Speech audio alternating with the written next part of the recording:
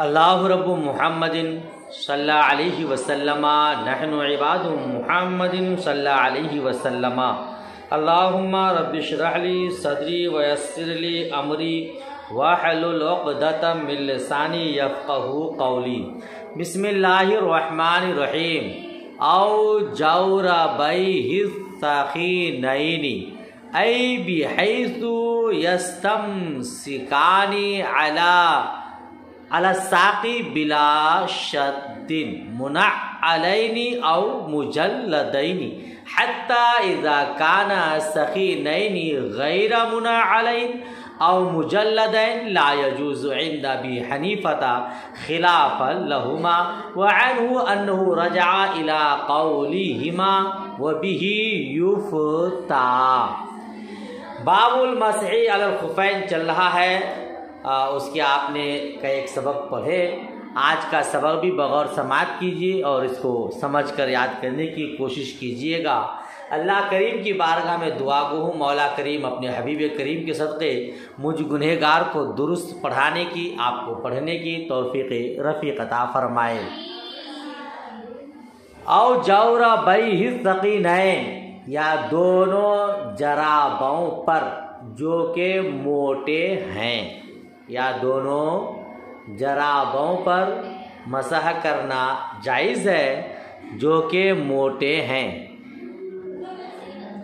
بحیث، اس طرح کے باندھے بغیر پنڈلی میں لگے رہتے ہوں، یہ اس طرح کے باندھے بغیر پنڈلی میں لگے رہتے ہوں، بشرطے کہ دونوں جرابین نعل لگائے ہوئے ہو، منعلین، اس شرط کے ساتھ کہ دونوں کیا ہو، منعل ہو، نعل لگائے ہوئے ہو یا چمڑے لگائے ہوئے ہو۔ حتی اذا کان سخینین غیر منعلین، یہاں تک کہ جب دونوں جرابین موٹے ہو لیکن منعلین یا مجلدین نہ ہو تو امام اعظم ابو حنیفہ رحمۃ اللہ علیہ کے نزدیک ان پر مسح جائز نہیں ہے، برخلاف صاحبین کے، ہے نا۔ وَأَنْهُ أَنُّ رَجَعَ، اور کہتے ہیں کہ ان کے نزدیک جائز ہے، اور امام صاحب سے مروی ہے وَعَنْهُ، اور امام اعظم ابو حنیفہ رحمۃ اللہ علیہ سے مروی ہے کہ انہوں نے صاحبین کے قول کی طرف رجوع کیا ہے اور اسی پر فتویٰ ہے۔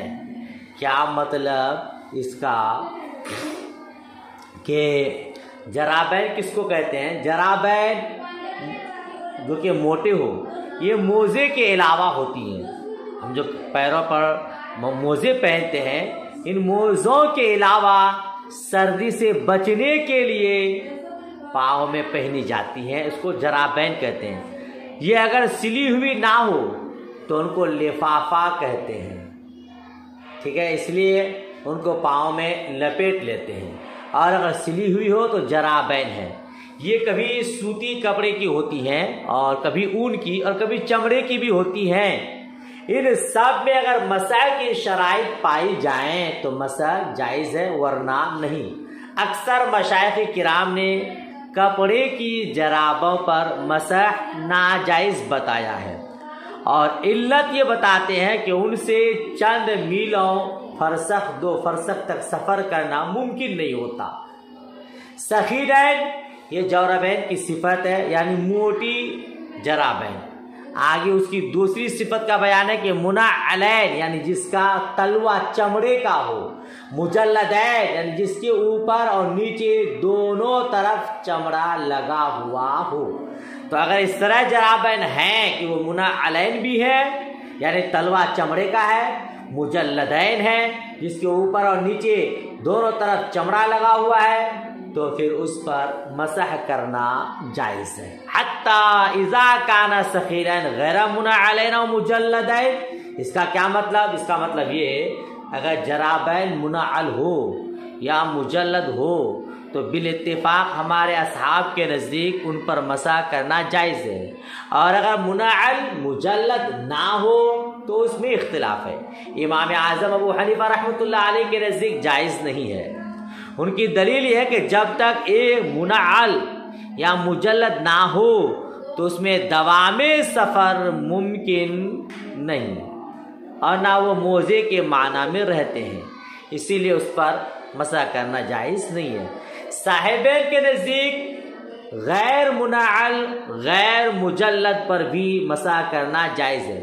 ان کی دلیل یہ ہے کہ چونکہ یہ سخین ہے، موٹے ہیں، تو حکم میں منعل یا مجلد کے ہیں، لہذا اس پر مسح کرنا جائز ہے۔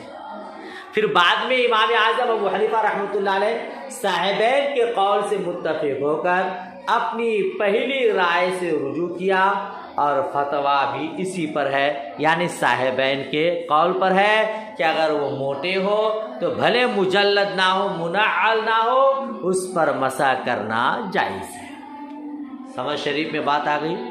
ملبوسین علی طہر تام وقت الحدث، دونوں پہنے ہو، یہ دونوں ملبوسین علی طہر تام، جب دونوں ایسی طہارت میں پہنے گئے ہو جو بوقت حدث کامل ہے۔ کیا ترجمہ کریں گے؟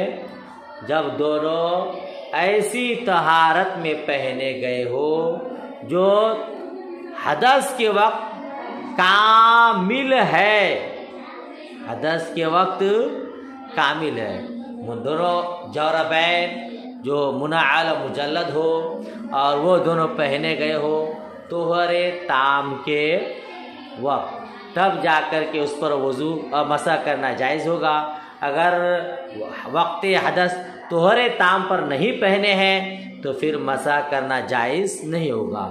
مطلب آگے دیکھیے، فلو توضأ وضوءا غیر مرتب فغسل الرجلین ولبس الخفین ثم غسل باقی الاعضاء ثم احدث وتوضأ او توضأ وضوءا مرتبا فغسل رجله اليمنى وادخلها الخف ثم غسل رجله اليسرى وادخلها الخف ليست له طہارۃ تامۃ فی الصورۃ الاولی۔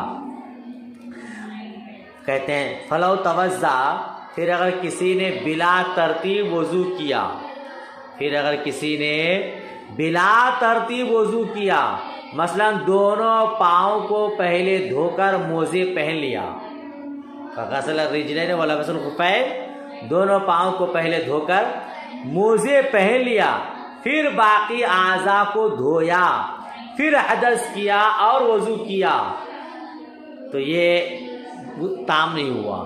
یا ترتیب وار وضو کیا، پھر منہ ہاتھ دھونے اور سر کے مسح کرنے کے بعد دائنا پیر دھو کر موزے میں داخل کیا، پھر بایاں پیر دھو کر موزے میں داخل کیا، پہلی صورت میں دونوں موزے پہنتے وقت اس کی طہارت تام نہ تھی۔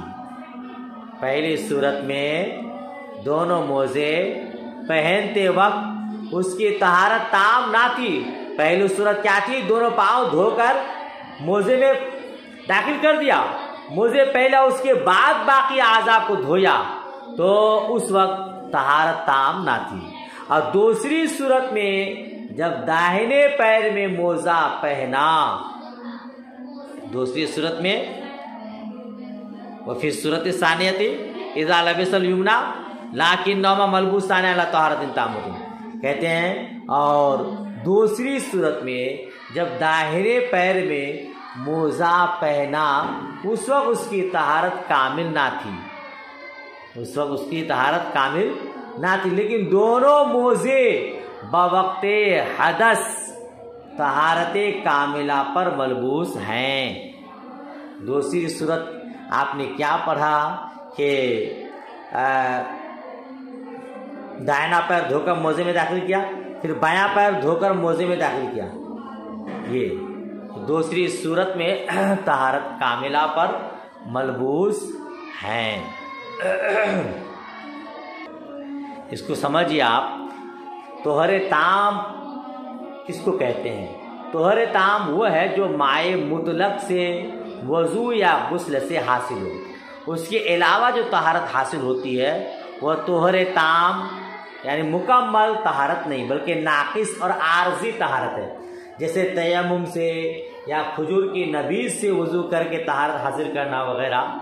مطلب یہ کہ یہ احکام اس صورت میں ہے جب خفین، جرم و قید یا جوربین طہارت کی حالت میں پہنے گئے ہو تو مسح کرنا جائز ہے، ورنہ مسح کرنا جائز نہیں۔ لہذا وضو مکمل کرنے سے پہلے خالی دونوں پیر دھو کر کے موزے میں داخل کر دیا، پھر اس کے بعد باقی اعضاء کو دھویا، پھر حدث کیا، پھر وضو کیا، تو ایسی صورت میں طہارت کاملہ نہیں پائی گئی۔ اگر ویسی صورت میں موزہ پہنا ہے اور مسح کرنا چاہتا ہے تو مسح کرنا جائز نہیں ہوگا۔ آگے اس کی وضاحت دیکھیے۔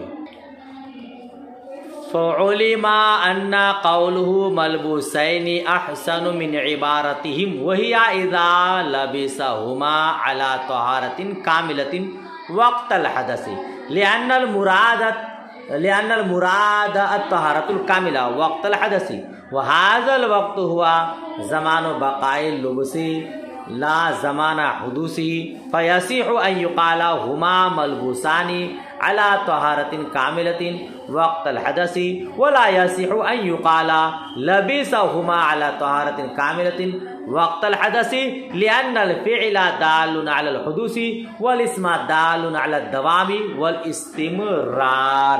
کیا مطلب؟ ترجمہ دیکھیے، کہتے تو معلوم ہوا کہ مصنف علیہ رحمہ کا قول ملبوسین، اس میں مفعول کے ساتھ ملبوسین، فقہا کی اس عبارت سے احسن ہے، فقہا کی ان عبارت سے احسن ہے، زیادہ بہتر ہے۔ اذا لبسہما علی طہارۃ کاملۃ وقت الحدث، اس عبارت سے ملبوسین کی عبارت زیادہ بہتر ہے، اس لیے کہ حدث کے وقت طہارت کا تام ہونا مراد ہے۔ کیا مانا؟ اس لیے کہ حدث کے وقت طہارت کا تام ہونا مراد ہے اور حدث کا بقائے لبس کا زمانہ ہے، اور حدث کا زمانہ بقائے لبس کا زمانہ ہے، نہ کہ حدوث لبس کا، کیونکہ لبس پہلے ہو چکا ہے۔ لہذا یہ کہنا صحیح ہوگا ہما ملبوسانی علی طہارۃ کاملۃ وقت الحدث، یعنی وہ دونوں بوقت حدث طہارت کاملہ پر پہنے ہوئے ہو، اور یہ کہنا صحیح نہ ہوگا لبسہما علی طہارۃ کاملۃ وقت الحدث، یعنی دونوں کو بوقت حدث طہارت کاملہ پر پہنے ہو، اس لیے کہ فعل حدوث پر دال ہے اور اسم دوام و استمرار پر، فعل حدوث پر دال ہے اور اسم دوام و استمرار پر۔ کیا مطلب سمجھ میں آیا؟ بتانا یہ چاہتے ہیں کہ ملبوسین عبارت میں لانا یہ زیادہ بہتر ہے، لبسہما یہ بھی ٹھیک ہے لیکن ملبوسین والی عبارت زیادہ بہتر ہے۔ کیوں؟ کیونکہ لا یصح ان یقال، یعنی لبسہما علی طہارت کا مطلب یہ ہے ان دونوں کو بوقت حدث طہارت کاملہ پر پہنا، یہ فعل کا صیغہ ہے، یہ لبسہما یہ فعل کا صیغہ ہے جو حدوث پر دلالت کرتا ہے، یہ ایسا کہنا صحیح نہ ہوگا، بخلاف اسم کے ہما ملبوسان علی طہارت، جس کا مطلب یہ ہے وہ دونوں بوقت حدث طہارت کاملہ پر پہنے ہوئے ہو، تو ملبوسات یہ اس میں مفعول کا صیغہ ہے جو دوام استمرار پر دلالت کرتا ہے، دونوں میں بہت فرق ہے جی۔ اس مقام پر یعنی اسم کی دلالت دوام استمرار پر اور فعل کی دلالت حدوث پر ہونے کے سلسلے میں شارحین شرح وقایہ نے خصوصاً مولانا عبدالحی نے بڑی طویل بحث کی ہے، یہاں اتنی لمبی بحث کرنا مناسب نہیں ہے۔ خلاصہ کلام یہ ہے کہ وہ دونوں جوربین ہو، موزے ہو، مکمل طہارت پر پہنے ہو تو اس پر مسح کرنا جائز ہے۔ اگر مکمل طہارت پر وہ موزے نہیں پہنے گئے ہیں تو پھر اس پر مسح کرنا جائز نہیں ہے۔ جو صورت آپ نے پڑھی کہ پہلے پاؤں دھو لے اور موزے پہن لے پھر اپنا وضو مکمل کرے، تو اس صورت میں اگر حدث لاحق ہوا تو پہنتے وقت مکمل وضو یعنی طہارت تامہ نہیں ہے بلکہ صرف پاؤں دھونا موجود ہے، اس لیے اس پر مسح کرنا جائز نہیں ہوگا، ہے نا۔ اسی طرح اگر کوئی مکمل وضو نہیں کیا اور موزے پہلے پہن لیا تو طہارت تامہ نہیں پائی جائے گی، تو اس صورت میں ان پر مسح کرنا جائز نہیں ہوگا۔ دیکھیے میں نے تو سمجھانے کی کوشش کیا، اگر سمجھ میں نہ آئے کچھ تو پوچھیے گا، اور سبق یہیں تک رہنے دیتے ہیں۔ دعا خیر میں یاد۔ اللہ حافظ، خدا حافظ۔